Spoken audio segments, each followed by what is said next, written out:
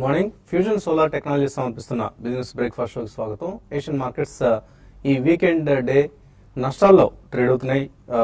Almost all Asian indices లో నష్టాలు గమనిస్తున్నాం మనం. నికీ ముఖ్యంగా జపనీస్ ఇండెక్స్ నికీ 2.2% నష్టంతో ట్రేడ్ అవుతుంది. అలాగే చైనీస్ షాంఘై కావచ్చు, ఆర్ కొరియన్ కోస్పీ కావచ్చు, ఇటువంటి ఇండిసెస్ అన్ని కూడా నష్టాల్లో ట్రేడ్ అవుతున్నాయి. లాస్ట్ నైట్ యుఎస్ మార్కెట్స్ కూడా crude oil stocks inventory data వచ్చింది. ఆ ఇన్వెంటరీ డేటాలో 86 ఇయర్ హైస్ దగ్గర క్రూడ్ ఆయిల్ స్టాక్స్ రిజర్వ్స్ ప్రస్తుతం ఉన్నాయి. యుఎస్ లో ఉన్న వార్తలతో క్రూడ్ ప్రైసెస్ లో కొంత కరెక్షన్ చూస్తున్నాం. ఇదే ఈక్విటీ మార్కెట్స్ మీద కూడా ప్రభావం చూపిస్తుంది. సో మనం కొంతకాలంగా అనుకుంటూ వస్తున్నాం, ఇప్పుడు క్రూడ్ ప్రైసెస్ డైరెక్ట్ రిలేషన్షిప్ ఉంది ఈక్విటీ ప్రైసెస్ తో. సో క్రూడ్ ప్రైసెస్ పెరిగితే ఈక్విటీస్ పెరుగుతున్నాయి, క్రూడ్ ప్రైసెస్ పడినప్పుడు ఈక్విటీ మార్కెట్స్ లో కూడా మనం డిక్లైన్స్ చూస్తున్నాం, అంటే పతనం చూస్తున్నాం. సో ఈ ఉదయం కూడా అదే ట్రెండ్ కనిపిస్తుంది మనకు. క్రూడ్ ప్రైసెస్ లో కొంత వీక్నెస్ రావడంతో ఈక్విటీ మార్కెట్స్ లో సెల్లింగ్ గమనిస్తున్నాం. అలాగే ఇతర కమాడిటీస్ లో కూడా కొంత వీక్నెస్ కనిపిస్తుంది. కాపర్ చైనా కన్సర్న్స్ తో మళ్ళీ తగ్గుముఖం పట్టింది. ఇతర మెటల్ స్టాక్స్, మెటల్ కమాడిటీస్ అన్ని కూడా ప్రైసెస్ లో కొంత క్షీణత చూస్తున్నాం. ఈ నేపథ్యంలో సేఫ్ హ్యావెన్ ఎసెట్ అనుకునే గోల్డ్ కి మాత్రం డిమాండ్ పెరిగింది. మళ్ళీ $1,226 కి ఔన్స్ బంగారం ధర రావడం చూస్తున్నాం. సో మేబీ ఇవాళ మన మార్కెట్స్ లో కూడా బంగారం ధరలో ఇదే పెరుగుదల ఉండే అవకాశం ఉంది. ఇక స్టాక్ మార్కెట్స్ విషయానికి వస్తే క్రూడ్ ప్రైసెస్ కొంత వీక్ అయిన నేపథ్యంలో మన మార్కెట్స్ వరుసగా నిన్న రెండో సెషన్ లాభపడ్డాయి. ఇవాళ మాత్రం ఒక వీక్ ఓపెనింగ్ కోసం సిద్ధమవుతున్నాయి. 7165 దగ్గర ట్రేడ్ అవుతుంది ఎస్టెక్స్ నిఫ్టీ 17 పాయింట్ల నష్టంతో. సో నిన్న 7200 లెవెల్ ను బ్రేక్ చేయాలన్న నిఫ్టీ ప్రయత్నం సాధ్యపడలేదు. స్ట్రాంగ్ గా క్లోజ్ అయింది, బట్ స్టిల్ కొంత రెసిస్టెన్స్ ను 7200 లెవెల్ సమీపంలో నిఫ్టీ ఫేస్ చేసింది. సో ఈ వారంలో మొత్తం మీరు చూస్తే మనం Indian markets one of the under performing markets గా చెప్పుకోవచ్చు. ఎందుకంటే డౌజన్స్ లాంటి ఇండిసెస్ 5% లాభపడ్డాయి ఈ వారంలో. Hong Kong index Hang Seng 6% లాభపడింది. అలాగే యూరోపియన్ ఇండిసెస్ లో కూడా 5 to 7% లాభాలు చూస్తున్నాం. క్యాక్ లాంటి ఇండెక్స్ 7% పెరిగితే నిఫ్టీ మాత్రం ఈ వారంలో 3% లాభపడింది. 3% మాత్రమే. ఓవరాల్ గా ఈ మంత్ లో మనం చూస్తే నిఫ్టీ 5% నష్టంతో ఉంది. అంటే 8% నష్టం నుంచి ఈ వారంలో కొద్దిగా మార్కెట్స్ పెరగడంతో ఈ నష్టం 5% కు తగ్గింది. సో ఓవరాల్ గా ఇండియన్ మార్కెట్స్ ఫిబ్రవరి నెలలో కొంత అమ్మకాల ఒత్తిడిని ఇంకా కొనసాగుతున్న అమ్మకాల ఒత్తిడి బ్లూ చిప్ స్టాక్స్ లో చెప్పుకోదగినంత బయింగ్ రావడం లేదు. బట్ ఎఫ్ఐఎస్ బిహేవియర్ నుంచి చూస్తే 419 కోట్ల రూపాయల బయింగ్ చేసినట్లుగా కనిపిస్తోంది మనకి. కానీ ఇది ఇందులో మ్యాక్స్ డీల్ ఏదైతే ఉందో, max insurance company max holdings లో కేకేఆర్ కంపెనీ 10% స్టేక్ ఎక్వైర్ చేసింది. సుమారుగా $150 మిలియన్ డీల్ గా దీన్ని చెప్తున్నారు. సో ఆ ఫిగర్ ని కనుక మనం తీసేస్తే ఎఫ్ఐఎస్ నిన్న ఇంత పెరిగిన మార్కెట్ లో కూడా నెట్ సెల్లర్స్ గానే ఉన్నారు. అంటే ఎఫ్ఐఎస్ సెల్లింగ్ కొనసాగుతోంది. అలాగే domestic institutional investors buying 712 crores buying మనకు కనిపిస్తోంది. సో డిఐఎస్ మాత్రమే సపోర్ట్ చేస్తున్నారు. FIs as usual selling continue చేస్తున్నారు. అందుకని ఈ పుల్ బ్యాక్ ర్యాలీ బహుశా ఎఫ్ఐఎస్ కు సెల్లింగ్ ఉపయోగపడిందని మనం ఒక నిర్ధారణకు రావచ్చు. ఇక 6 ట్రేడింగ్ సెషన్స్ మాత్రమే. బడ్జెట్ ముందు యూనియన్ బడ్జెట్ రాబోతోంది. వచ్చే సోమవారం అంటే 22 కాకుండా 29వ తేదీ సోమవారం యూనియన్ బడ్జెట్ ను ప్రవేశపెట్టబోతున్నారు. Long term capital gains time limit ను ఇప్పుడున్న 1 year, అంటే 1 year లోపల అమ్మితే మనకు షార్ట్ టర్మ్ క్యాపిటల్ గెయిన్స్ పడతాయి.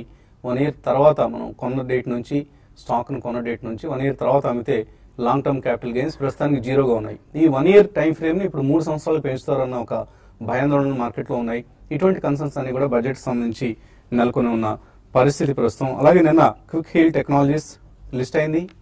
ఈ కంపెనీ ఈ మధ్య కాలంలో వచ్చిన ఐపీఓస్ అన్నిట్లో కూడా చాలా నెగిటివ్ గా లిస్ట్ అయిన ఐపీఓగా క్విక్ హీల్ ను చెప్పుకోవచ్చు. గత 3 ఏళ్లలో ఎన్నడూ లేనంత నెగిటివ్ లిస్టింగ్ లభించింది క్విక్ హీల్ కి. దీనికి ప్రధానంగా 2 కారణాలు. ఒకటి, సెబీకి ఒక ఇన్వెస్టర్ నుంచి కంప్లైంట్ అందింది. తనకు గతంలో 15,000 షేర్లు క్విక్ హీల్ కేటాయించిందని, దాన్ని డిఆర్హెచ్ అంటే డ్రాఫ్ట్ రెడ్ హెరింగ్ ప్రాస్పెక్టస్ లో వెల్లడించలేదు. ఈ వివరాన్ని one of the largest share holders గా తన పేరు అందులో రాలేదు అంటూ సెబీకి ఒక ఇన్వెస్టర్ కంప్లైంట్ చేశారని వార్త వచ్చింది. దీని మీద సెబీ దర్యాప్తు చేయబోతోంది. ఇక రెండో వార్త, క్విక్ హీల్ కి గురువారం సర్వీస్ ట్యాక్స్ నోటీస్ అందింది. 56 కోట్ల రూపాయల service tax notice.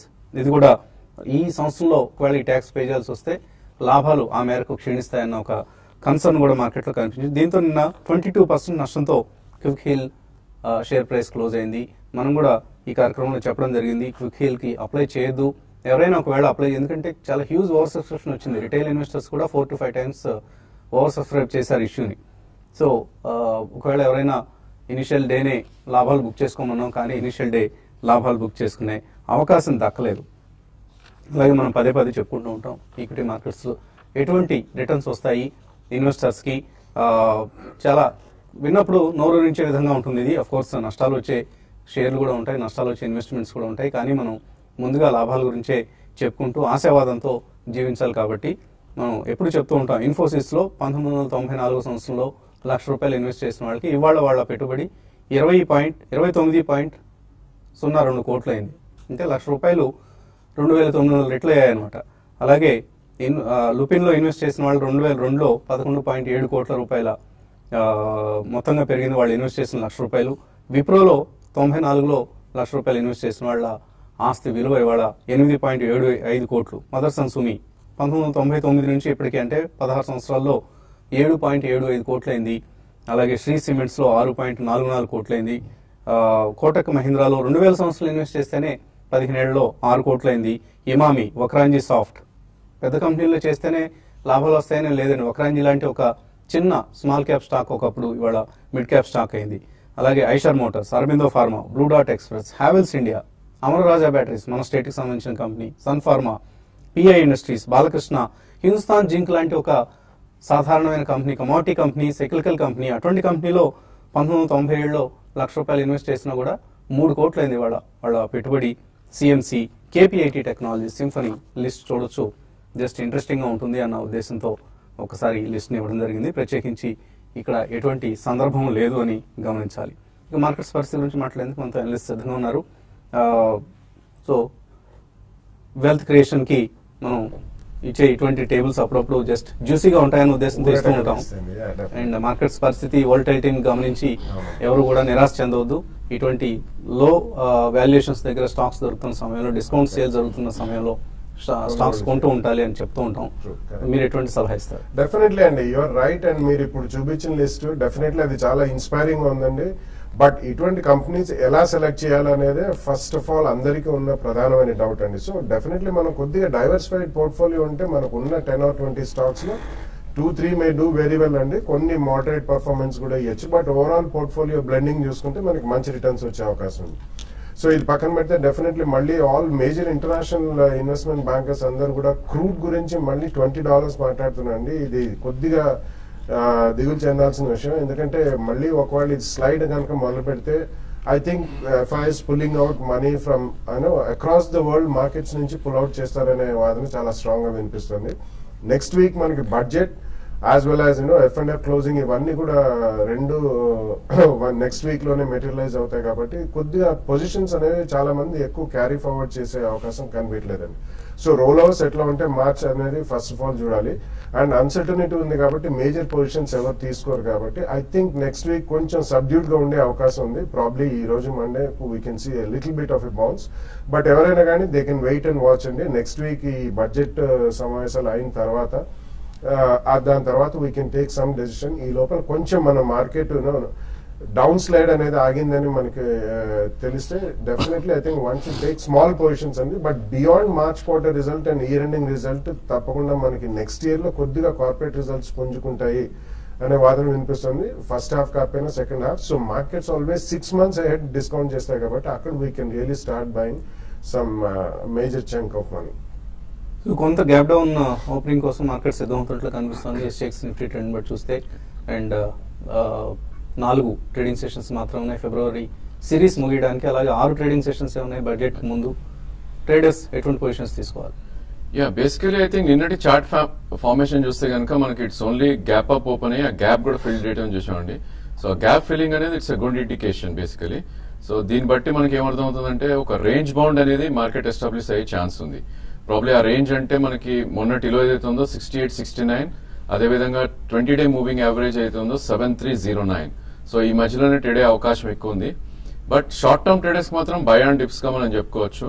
Last Thursday bar ఏదైతే చూసామో మనం 6959, అది ఈ వీక్ కూడా ఆల్మోస్ట్ మనకి చాలా వ్యాలిడ్ గా సపోర్ట్ ఉంది.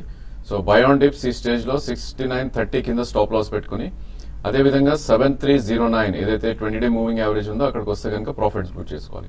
బట్ స్టాప్ లాస్ అనేది చాలా స్ట్రిక్ట్ గా పెట్టుకోవాలి. Otherwise I think we might caught in wrong side అని కూడా చెప్పొచ్చు. బ్యాంక్ నిఫ్టీ చూస్తే కనుక కంపేర్ టు నిఫ్టీ చాలా వీక్ గా ట్రేడ్ అవుతుంది. నిన్నటి చార్ట్ ప్యాటర్న్ చూస్తే కనుక మనకు ఒక డోజీ ఫార్మేషన్ చూసాం. అంటే అన్సర్టనిటీ అనేది ఇక్కడ బుల్స్ కానీ బేర్స్ కానీ ఈక్వల్లీ విన్ అయినట్టు దీని అర్థం. సో ఈ వీక్ హై ఏదైతే ఉందో 14,602 ప్రాబ్లీ అది బ్రీచ్ అయ్యే ఛాన్స్ అయితే కనపడలేదు షార్ట్ టర్మ్ లో కూడా. ఇన్ కేస్ అది ఆ లెవెల్కి వచ్చిందంటే అక్కడ ఒక చిన్న షార్ట్ పొజిషన్స్ క్రియేట్ చేసుకుని 20-day మూవింగ్ యావరేజ్ ఏదో 14,869 అక్కడ స్టాప్ లాస్ పెట్టుకుంటే probably again we might see మొన్నటి లో ఏదైతే ఉందో 14,180 ఆర్ 13,892 దాకా డౌన్ సైడ్ వచ్చే ఛాన్స్ ఉంది. బట్ బ్యాంకింగ్ లో డెఫినెట్లీ కేర్ఫుల్ గా ఉండమని చెప్తాను ఈ స్టేజ్ లో కూడా. ఇన్ఫాక్ట్ మనకు పుల్ బ్యాక్స్ వచ్చినాయి కదా అని I think we shouldn't go for aggressive buying. So చాలా బ్యాంక్స్ చూసుకుంటే కనుక except for bank of Baroda మిగతా అన్ని బ్యాంక్స్ కూడా బిలో 20-day మూవింగ్ యావరేజ్ లోనే ఉన్నాయి. అంటే ఈవెన్ షార్ట్ టర్మ్ కూడా మనకి రివర్సల్ ప్యాటర్న్స్ రాలేదు.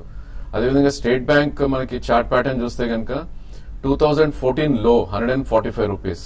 సో ప్రాబ్లీ ఒకసారి అది బ్రేక్ అయిందంటే ఐ థింక్ అక్కడి నుంచి కొద్దిగా ఎక్కువ క్రాష్ వచ్చే ఛాన్సే ఉంది.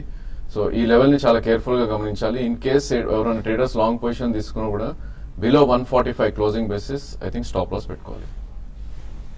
సో మ్యూచువల్ ఫండ్స్ సంబంధించి ఇప్పుడున్న పరిస్థితుల్లో ఎటువంటి ఫండ్స్ లో మీరు ఇన్వెస్ట్మెంట్స్ రికమెండ్ చేస్తారు? సో జనరల్ గా ఓవరాల్ పోర్ట్ఫోలియోలో జనరల్ గా లార్జ్ క్యాప్ ఎక్స్పోజర్ ఒక 70 to 80% పెట్టుకొని 20 to 30% మిడ్ క్యాప్ ఎక్స్పోజర్ పెట్టుకుంటే మంచిగా ఉంటుందండి. మిడ్ క్యాప్ ఎక్స్పోజర్ అగ్రెసివ్ గా వెళ్లకుండా జస్ట్ 20 to 30% కి లిమిట్ చేసుకుంటే సరిపోతుంది. అండ్ మొన్న మాట్లాడినట్టు కూడా ఇఫ్ పాసిబుల్ ఎస్ఐపీలు ఇంక్రీజ్ చేసుకోవాలి ఇప్పుడు. And additional lumpsum amount invest చేయదలిస్తే కనుక ఒక ఓవరాల్ ఇన్వెస్ట్మెంట్ లో ఒక 20-25% ఇన్వెస్ట్మెంట్ చేసుకొని నెక్స్ట్ 4 to 6 months ఎస్టీపీ ద్వారా ఇన్వెస్ట్మెంట్ చేసుకోవాలి. And this is one of the wonderful times to invest long term money and to fulfil goals అండి. ఓకే అండి. అలాగే యూనియన్ బడ్జెట్ వస్తుంది మనకు. యూనియన్ బడ్జెట్ సంబంధించి ప్రతిరోజు ఇండస్ట్రీ ఎక్స్పర్ట్స్ ఏం కావాలనుకుంటున్నారు, ఈ బడ్జెట్ నుంచి ఏం ఆశిస్తున్నారు? ఇది ఒక మేక్ ఆర్ బ్రేక్ బడ్జెట్ గా ఎక్కువ మంది భావిస్తున్నారు. నవ్ ఆర్ నెవర్ అని కూడా ఒక భావన ఉంది. ఈ బడ్జెట్ సంబంధించి రియల్ ఎస్టేట్ ఇండస్ట్రీ ఏం ఆశిస్తోంది అనే అంశాన్ని క్రెడాయి పూర్వ జాతీయ అధ్యక్షులు సి శేఖర్ రెడ్డి గారు ఆయన బడ్జెట్ డిమాండ్ ఏంటో ఒకసారి చూద్దాం. 2016 and 17 ఈ బడ్జెట్ రాబోయేది ఏదవుతుందో this will be year for housing for all. అయితే ఇప్పుడు ఉన్న అలొకేషన్ బడ్జెట్ ఈ యొక్క 6.5% ఇంట్రెస్ట్ వరకు కానీ ఆర్ 1.5 lakhs గ్రాంట్ ఏదైతే ఇస్తున్నారో కొన్ని ఇళ్లకు, ఇది ఇప్పుడు ఉన్న బడ్జెట్ చాలా తక్కువ. దీని యొక్క 40-50 times పెంచాలా. తర్వాత దీని అఫోర్డబుల్ హౌసింగ్ ప్రాజెక్ట్స్ కూడా ఇన్ఫ్రాస్ట్రక్చర్ స్టేటస్ అనేది ఒకటి ఇవ్వగలిగితే వీళ్ళందరికీ కూడా ఎవరైతే ప్రాజెక్ట్ టేకప్ చేస్తారో వాళ్ళకు ప్రయారిటీ బేసిస్ మీద ప్రాజెక్ట్ లోన్స్ వస్తాయి. తర్వాత లెసర్ రేట్ ఆఫ్ ఇంట్రెస్ట్లో వస్తాయి. కొంత డైరెక్ట్ ఇండైరెక్ట్ ట్యాక్సెస్ కూడా బెనిఫిట్ ఉంటుంది.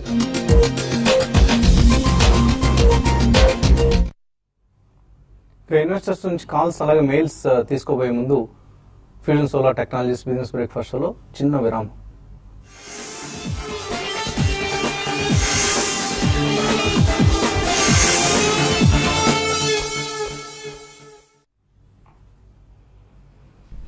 Fusion solar technologies business breakfast షోకి తిరిగి స్వాగతం.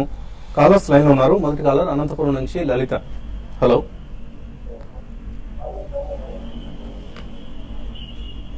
హలో హలో అడగండి లలిత. హలో అడగండి, వినిపిస్తుంది. అడగండి. నా పేరు లలిత అండి. అడగండి లలిత. మాది అనంతపురము సిరి ఇన్ఫ్రా 63 తీసుకున్నాను. అది 1000 షేర్లు ఉన్నాయి. ఇప్పుడు చాలా కిందికి వచ్చి ఉంచమంటారా అమ్మేయమంటారా? శ్రీ ఇన్ఫ్రా 63 లో కొన్నారు, హోల్డ్ చేయొచ్చా అమ్మేసేయమంటారు? Yeah, I think monthly charts లో చూస్తే కనుక లాస్ట్ 8 months గా ఈ స్టాక్ 30 రూపీస్ నుంచి ఆల్మోస్ట్ 71 టాప్ అవుట్ అయ్యి ఒక కరెక్షన్ మోడ్ లో ఉందండి. ప్రాబ్లీ మీకు 1 to 2 years వ్యూ ఉంటే ఈ స్టాక్ మీరు ఉంచవచ్చు. ఎందుకంటే ఇది 20-day మూవింగ్ యావరేజ్ ఏదైతే 44.5 ఉందో దాని అబౌట్ ట్రేడ్ అవుతుంది. సో 1 to 2 years ఉంటే మీరు డెఫినెట్లీ ఉంచవచ్చు. మేబీ 2 years లో 78 నుంచి 80 దాకా వెళ్ళే ఛాన్స్ ఉంది. బట్ ఇన్ కేస్ మీరు ట్రేడింగ్ పొజిషన్ తీసుకుని ఉంటే కనుక 42.5 కింద క్లోజింగ్ బేసిస్ లో స్టాప్ లాస్ పెట్టుకోవాలి. ఓకే అండి. వరంగల్ నుంచి శ్రీనివాస్ లైన్ ఉన్నారు. హలో సార్, నమస్తే అండి. సార్ బాలా గారు ఉన్నారు. అడగండి సార్ నేను హెచ్ఎస్ఐఎల్ తీసుకున్నాను 280లో. అంటే క్వార్టర్ రిజల్ట్స్ కానీ ఇయర్లీ రిజల్ట్స్ అన్ని బాగున్నా కానీ స్టాక్ ప్రైస్ మాత్రం డౌన్ అవుతుంది. అంటే లాంగ్ టర్మ్ కోసం హోల్డ్ చేయొచ్చు, అంటే 2 to 3 years for HSIL definitely hold చేయండి. It's a very good company అండి. Actually they are one of the pioneers and recently మనకి స్వచ్ఛ భారత్ అయిన తర్వాత కెపాసిటీ కూడా బాగా పెంచుతున్నారు. ఫాసెట్స్ ఇవన్నీ కూడా శానిటరీ వేర్ ఇందులో. So Hindustan sanitary is one of the good companies. వాళ్ళ కొద్దిగా డెట్ ప్రాబ్లం ఉంటే రీసెంట్లీ ఒక QIP చేశారండి లాస్ట్ ఇయర్. సో డెట్ కూడా బాగా తగ్గింది. It's a good company. 2-3 years అంటున్నారు కాబట్టి తప్పకుండా రిటైన్ చేయండి. You will get good gains. Okay అండి. అలాగే ఈమెయిల్ సందేహాలను గమనిస్తే మోహన్ అడుగుతున్నారు 1 lakh ఇంతగా వెల్త్ క్రియేట్ చేసిందని వినడానికి థ్రిల్లింగ్గా ఉంది. సో ఇన్ఫోసిస్, విప్రో లాంటి స్టాక్స్ని ఇప్పుడు ఏమైనా రికమెండ్ చేస్తారా? సో ఇందాక బ్రేక్ టైంలో బాలరాజు గారు కూడా అదే అడుగుతున్నారు, ఏమైనా అటువంటి స్టాక్స్ ఇప్పుడు దొరుకుతాయి మనకి? అంటే మనం 1-2 స్టాక్స్ స్పాట్ చేసి అందులో ఇన్వెస్ట్ చేస్తే we may not make so much money అండి. కాబట్టి ఒక బాస్కెట్ ఆఫ్ స్టాక్స్ ఉంటే probably about 10 to 15 stocks 2-3 definitely మంచి అవుట్ సైజ్ రిటర్న్స్ ఇచ్చే అవకాశం ఉంది. అంటే వెరీ లాంగ్ టర్మ్. ఇప్పుడు మీరు చూపించినట్టు ఇందాక 20 years 25 years లో తప్పకుండా ఇప్పుడు కూడా ఉందండి. Even the best brand names ఈ రోజు కూడా let's say Sun Pharma, Lupin, Emami, Dabur, Marico, అలాగే మనకి ఇన్ఫోసిస్, TCS ఇప్పటికి కూడా ఎక్కడైనా మనం ఒకసారి కొన్ని షార్ప్ మార్కెట్ కరెక్షన్స్ వచ్చినప్పుడు మళ్ళీ అడిషనల్ మనీ పెట్టుకోగలిగితే 5, 10, 15, 20 years లో డెఫినెట్లీ అవుట్ సైజ్డ్ వెల్త్ అనేది మనం క్రియేట్ చేసుకోగలుగుతామండి. So go with the top brand names in across all sectors. ఇప్పుడు మనకి నెక్స్ట్ 3 to 6 months లో even some of the banks may be available at very good valuation, including public sector banks. So అలా మనకి recently చూసాం 1.5 year back 340, 350 నుంచి SBI ఈ రోజు 140, 150 level కి వచ్చింది. BHEL ఆల్మోస్ట్ అబౌట్ 250, 300 నుంచి 100 రూపీస్ దాకా వచ్చింది. సో ఇట్లాంటివి మంచి మార్కెట్ లో మనం గనక క్యాచ్ చేయగలిగితే మార్కెట్ పడ్డప్పుడల్లా అడిషనల్ మనీ పెడితే 5, 10, 15, 20 years లో అంటే 1 lakh ఇన్ని కోట్లు కాకపోయినా డెఫినెట్లీ అవుట్ సైజ్ రిటర్న్స్ వచ్చే అవకాశం చాలా ఎక్కువ ఉంది. సో ఏ ఇతర ఇన్వెస్ట్మెంట్ ఇవన్నీ రిటర్న్స్ ఇచ్చేది ఈక్విటీ ఇన్వెస్ట్మెంట్. సో అందుకని మనం పదే చెప్తూ ఉంటాం, ఈ కార్యక్రమాన్ని మీకు మార్కెట్స్ అర్థమైనా కాకపోయినా చూస్తూ ఉండండి. పొద్దున్న 8:30 to 9 ప్రోగ్రామ్ని మిస్ కాకుండా చూస్తూ ఉండండి. కొద్ది కాలానికి మీకే అర్థమవుతుంది. ముందుగా చూడటం స్టార్ట్ చేస్తే తర్వాత మార్కెట్స్ గురించి ఇట్టే అర్థమవుతుంది. చాలా సులభమైన సబ్జెక్ట్ ఇది. ఓ పని చేస్తూ ఉండండి, మీకోసం ఈ అరగంట కాదు 24 గంటల ఛానల్ తీసుకొస్తాం త్వరలో. అలాగే నాగరాజా అడుగుతున్నారు, ఇన్కమ్ ట్యాక్స్ స్లాబ్స్ ఏమైనా యూనియన్ బడ్జెట్లో రివైజ్ చేసే అవకాశం ఉందా అని. మనకు తెలియదండి, ఇంకా అరుణ్ జైట్లీ గారి బడ్జెట్ లీక్ కాలేదు. But there are lot of expectations. ఏదైనా ఇప్పుడున్న బేసిక్ ఎగ్జామ్షన్ లిమిట్ ఏదైతే ఉందో దీన్ని 4 లక్షలు చేస్తారు అన్న ఒక ఆశ ఉంది. అటువంటివి ఏమైనా జరిగినా ఆశ్చర్యపోనవసరం లేదు. Let's wait and see. తినబోతు రుచులు అడగటం గాయత్రి ప్రాజెక్ట్స్, సిమెన్స్ ఈ రెండు సంవత్సరాల కోసం కొనుక్కోవచ్చా? శివ్ కౌశిక్ అడుగుతున్నారు. సిమెన్స్ ఐ థింక్ మీరు కొనొచ్చండి. అట్లీస్ట్ 2 price points లో విత్ 10-12% కరెక్షన్ అయిన తర్వాత సెకండ్ ప్రైస్ పాయింట్ లో కొనండి. గాయత్రి ప్రాజెక్ట్స్ అంటే ఇన్ఫ్రాస్ట్రక్చర్ లో ఒక్క స్టాక్ అంటే కూడా I think better you should have maybe 2 or 3 portfolio, NCC, Gayatri and probably even Madhucon at this rate looks reasonably good. అలాగే రాఘవేంద్ర అడుగుతున్నారు, వీడియోకాన్ 140లో, BHEL 180లో కొన్నారు, ఇంకొక 50 షేర్లు కొనుక్కోవచ్చు. ఇప్పుడు ఆల్రెడీ 50 షేర్లు హోల్డ్ చేస్తున్నారు ఈ రెండు కూడా. ప్రాబ్లీ 2 స్టాక్స్ కూడా డౌన్ ట్రెండ్ లో ఉన్న స్టాక్స్ అండి. వీడియోకాన్ చూస్తే కనుక 246 నుంచి ఆల్మోస్ట్ 104 దాకా రావటం చేసాం. సో దీనిది 2009 లో ఏదైతే ఉందో 81 రూపీస్ మనకి చార్ట్ లో కనిపిస్తుంది. ప్రాబ్లీ ఆ లెవెల్ వస్తే we can attempt to average. అదేవిధంగా BHEL కూడా చూస్తే ఇది టోటలీ డౌన్ ట్రెండ్ లో ఉన్న స్టాక్. ఇన్ఫాక్ట్ ఇది 2013 లోస్ ఆల్మోస్ట్ మనం హిట్ అవటం చూసాం. 100 రూపీస్ ఏదైతే ఉందో ప్రాబ్లీ మీకు స్ట్రిక్ట్లీ 88 కింద స్టాప్ లాస్ పెట్టుకోగలిగితే కనుక మీరు BHEL లాంగ్ పొజిషన్ తీసుకోవచ్చు. అదేవిధంగా పుల్ బ్యాక్ వచ్చి 130, 135 వస్తే కనుక మీరు అక్కడ ఎగ్జిట్ అవ్వాలి. సురేష్ అడుగుతున్నారు, ఆయన గత 4-5 సంవత్సరాలుగా HDFC టాప్ 200లో SIP ద్వారా 600 యూనిట్స్ అక్యూములేట్ చేశారు ఇప్పటి వరకు. ఇప్పుడు అమ్మేసి దీన్ని వేరే డిఫరెంట్ మ్యూచువల్ ఫండ్స్ లో ఇన్వెస్ట్ చేద్దాం అనుకుంటున్నారు 5 years కోసం. ఎటువంటి ఫండ్స్ రికమెండ్ చేస్తారు? మంచిదండి. Coming out of HDFC top 200 last 2.5 years గా పర్ఫార్మెన్స్ మంచిగా లేదు. సో ఈ అమౌంట్ ఏమైతే ఉందో బయటకు వచ్చేసి ఒక 3 funds లో మీరు స్ప్రెడ్ చేసుకొని ఇన్వెస్ట్మెంట్ చేసుకుంటే మంచిగా ఉంటుంది. దానికి you can consider ICICI Prudential value discovery, Birla Sun Life MNC fund and Franklin India Prima plus. ఈ మూడిట్లో స్ప్రెడ్ చేసి ఇన్వెస్ట్మెంట్ చేసుకోండి. అలాగే SIP 5 సంవత్సరాల ఉద్దేశంతో గోపి అడుగుతున్నారు, ICICI export and other services, Motilal Oswal multi cap 35, L&T value discovery fund లో 5,000 రూపాయలు ఆల్రెడీ ఎస్ఐపి చేస్తున్నారు, ఇంకా కంటిన్యూ చేయొచ్చు. Export and other services ICICI ఏమైతే ఉందో అది జనరల్ గా థిమాటిక్ ఫండ్ అండి. అది probably you can look at value discovery in the same thing or focus blue chip కి మార్చుకుంటే మంచిగా ఉంటుంది. Rest of the 2 funds you can continue. Export other service కూడా మంచి రిటర్న్స్ ఇస్తుంది. Services industries fund actually it was earlier. So some times bumpy returns ఉంటాయి అట్లాంటి funds లో. ఓకే అండి, ఇంకా చాలా మెయిల్స్ ఉన్నాయి కానీ సమయం మించిపోయింది. ఇది ఇవాల్టి వీకెండ్ బిజినెస్ బ్రేక్ఫాస్ట్ షో. మధ్యాహ్నం స్మార్ట్ ఇన్వెస్టర్ మళ్ళీ కలుద్దాం.